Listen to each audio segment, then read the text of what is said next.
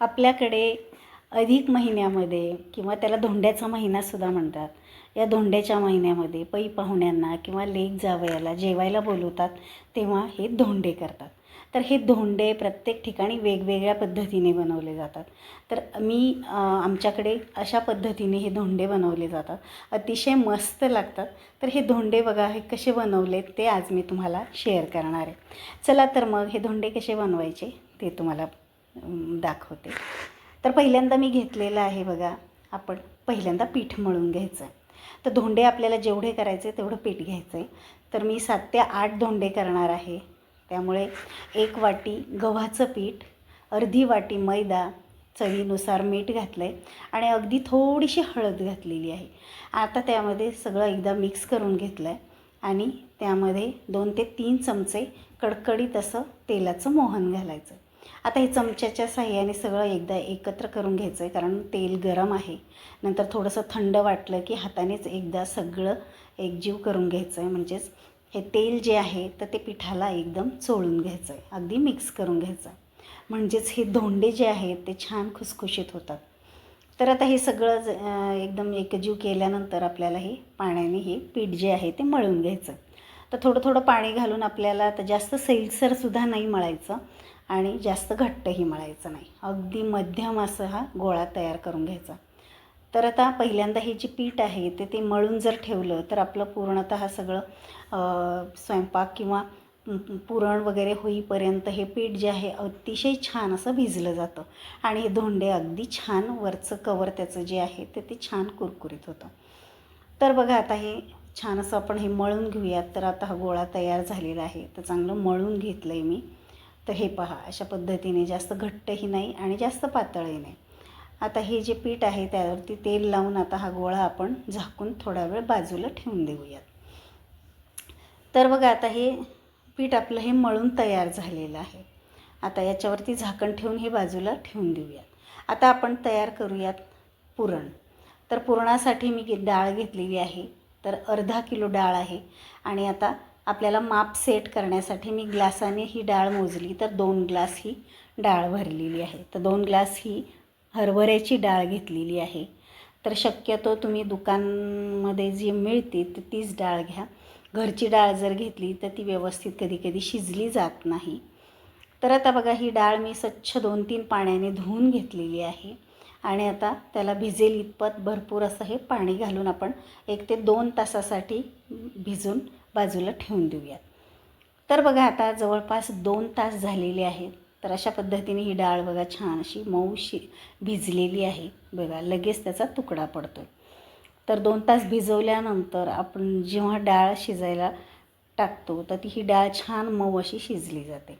तर आता आपण कुकरमध्ये ही डाळ आता शिजवून घेणार आहोत. तर कुकर मी मोठा घेतला आहे, त्याचे 2 डबे मी जे आहेत ते घेतलेले आहेत आणि पाण्यासकट आता ही डाळ जी आहे ते 2 डब्यामध्ये आपण अगदी निम्मी निम्मी टाकून घेते.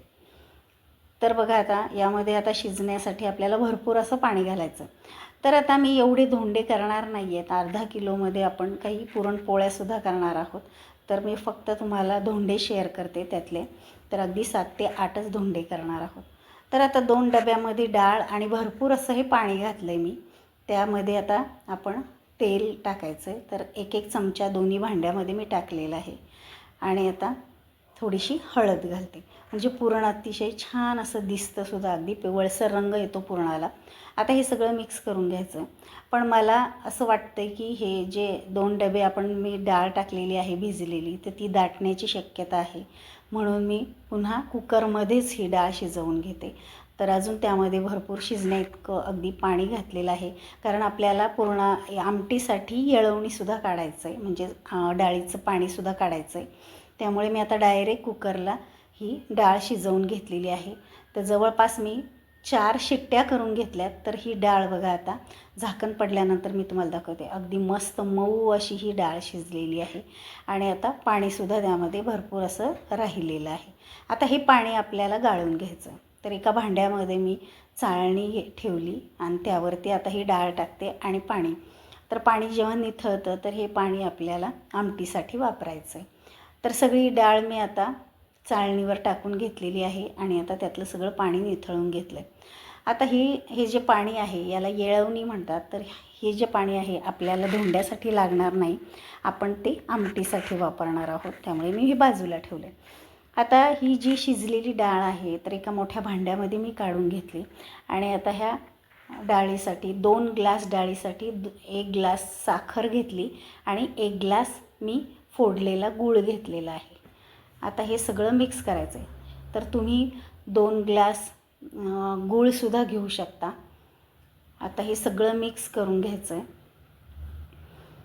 आणि आता हे गरम असल्यामुळे हे चांगलं याचं पाणी होतं आणि हे पातळ होतं, म्हणजे त्यामध्ये चांगलं मिक्स होतं. तर आपण आता वेगळ्या पद्धतीने थोडंसं पुरण करतो आहे, त्यामुळे ही जी डाळ आहे तर ती अगदी कडक होत नाही, अगदी लगेच चाळणीतून आपल्या ही वाटली जाते किंवा बारीक होते. आता जवळपास 15 ते 20 मिनिट मी हे असंच झाकून ठेवलेलं होतं. हे बघा, तर त्यामधली साखर जी आहे तर ती त्यामध्ये चांगली विरघळली, गूळसुद्धा विरघळलेला आहे. आता आपण पुन्हा पुरणाची जी चाळणी आहे तर ती एका भांड्यावर ठेवली आणि आता ही डाळ जी आहे आपल्याला ती वाटून घ्यायची, म्हणजे त्यामध्ये बारीक करून घ्यायची. तर जड कोणतं भांडं असेल तुमच्याकडे तर त्याने तुम्ही हे बारीक करून घेऊ शकता, पुरण वाटू शकता. तर मी तांब्याच्या साहाय्याने रगडून अगदी हे चाळणीतून हे पुरण वाटून घेते. तर बघा, हे सगळं पुरण आपण आता हे चांगलं वाटून घेतलेलं आहे. हे बघू शकताय तुम्ही, हे सगळं पुरण आपलं वाटून तयार झाले. बघा, अगदी मस्त मऊ असं हे पुरण आपलं वाटलेलं आहे. आता एका मोठ्या कढईमध्ये जाड बुडाची कढई घ्यायची आणि हे वाटलेलं जे पुरण आहे तर ते त्यामध्ये काढून घ्यायचं आहे. तर आता ही प्रोसेस आपण ही अगोदरसुद्धा करू शकतो, पण यामुळे काय होतं की लगेच ही पुरण वाटलंसुद्धा जातं. डाळ शिजलेली असते, गरम असते, तोपर्यंत छान अशी ही आपली ही डाळ वाटली जाते. आता त्यामध्ये मी 2 ते 3 चमचे साजूक तूप घातलेलं आहे आणि चवीनुसार मीठ घातले.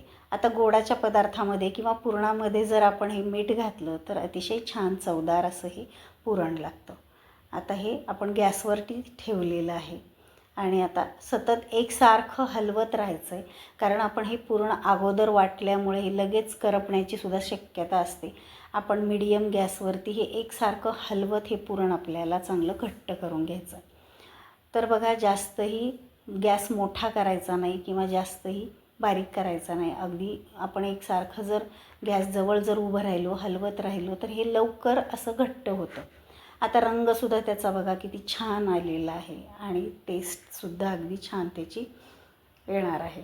तर बघू शकता, अगदी मऊसूत असं हे पुरण आपलं झालेलं आहे. तर एकदा पहिल्यांदा जर आपण डाळ जर शिजवून घेतल्यानंतर आपण डाळ आणि गूळ एकत्र करून जर परतून घेतलं आणि नंतर जर वाटलं तर कधी कधी हे पुरण थंड जर झालं तर हे वाटलं जात नाही. त्यामुळे हे जर अगोदरच आपण अशी प्रोसेस जर केली तर पुरण अगदी मस्त होतं आणि अगदी मऊसूत पेढ्यासारखं हे पुरण आपलं तयार होतं आहे. तर बघा, आता हळूहळू छान असं हे घट्ट व्हायला लागले. तर मस्त असं हे पुरण आपलं अगदी आता तयार झालं आहे. तर पुरण तयार झालं हे असं जर आपल्याला कसं ओळखायचं, तर हे उलथनं जे आहे तर त्यामध्ये मी उभं करून ठेवलं तर ते खाली पडलेलं नाही, म्हणजेच आपलं हे पुरण अगदी रेडी झालं आहे. आता नंतर शेवट आपण आता वेलदोडे आणि जायफळ पावडर त्यामध्ये टाकली, म्हणजेच त्याचा वास तसाच राहतो, टेस्टही छान येते. अगदी शेवट हे घालायचं आहे आणि आता थोडंसं मिक्स करून आपण गॅस बंद करूयात. तर बघा, मस्त असं हे पुरण अगदी तुम्ही व्हिडिओमध्ये बघताय, अगदी छान मऊसूत असं हे पुरण आपलं तयार झालं आहे. तर आता हे आपण एका भांड्यामध्ये काढून ठेवलेलं होतं. तर आता थंड झाल्यानंतर हे पहा, अशा पद्धतीचं हे पुरण आपलं तयार झालेलं आहे. तर आता हे थंडसुद्धा झालं आहे. तर आता आपल्याला आता लगेच धोंडे जे आहेत तर ते करायला घ्यायचे. तर तुम्ही कोणत्याही साईजचे लहान मोठे असे हे धोंडे करू शकता, तुमच्याकडे कशी करत असतील तशाच पद्धतीने. तर मी एक मोठा लिंबू जसं असतं तसे तेवढे मी गोळे करून घेते. तर तेवढे आपल्याला धोंडे करायचे. तर मी जवळपास फक्त 7 ते 8 हे धोंडे करणार आहेत. हे पहा, सगळे मी गोळे तयार करून घेतलेत पुरणाचे अशा पद्धतीने. तर तुम्ही छोटे करू शकता किंवा मोठेही करू शकता. आता बघा, हे पीठ आपलं छान असं हे भिजलेलं आहे. सगळ्यात पहिल्यांदा मळून ठेवल्यामुळे मस्त असं हे धोंड्याचं जे वरचं कवर आहे तर अगदी छान मऊसूत होतं. तर आता आपण पुरणापेक्षा अगदी थोडंसं छोटं असं हे पिठाचा हा उंडा घ्यायचा आहे. हातावरती छान असं मळून घ्यायचं आणि अगदी छोटीशी ही पारी लाटून घ्यायची. तर पारीसुद्धा अगदी पातळ आली पाहिजे, जाडसर तुम्ही ठेवू नका, म्हणजे खाताना छान असं हे हा धोंडा छान लागतो. आता ह्या पारीमध्ये हा उंडा ठेवायचा आहे पुरणाचा आणि आता अंगठ्याच्या सहाय्याने आतमध्ये दाबून घेऊन ही पारी वर ओढायची आणि मोदक जसं करतो तसं वर टोक आणायचं आहे. आणि जर टोक जास्त आलं तर पिठाचं तर तुम्ही काढूनही घेऊ शकता किंवा नसेल जास्त तर तसंच दाबून तुम्ही त्यामध्ये दाबून घेऊ शकता आणि अगदी हाताने हलक्या हाताने ते थोडंसं असं चपटं करायचं. तर अशाच पद्धतीने बघा मी तुम्हाला थोडंसं दुसरी पद्धत दाखवते. तर हा जो पिठाचा उंडा घेतलेला आहे तो हाताने आपण आता त्याची वाटी करायची. तर हातानेच अगदी पातळ अशी वाटी करून घ्यायची, जाडसर करू नका कारण धोंडा चांगला लागत नाही.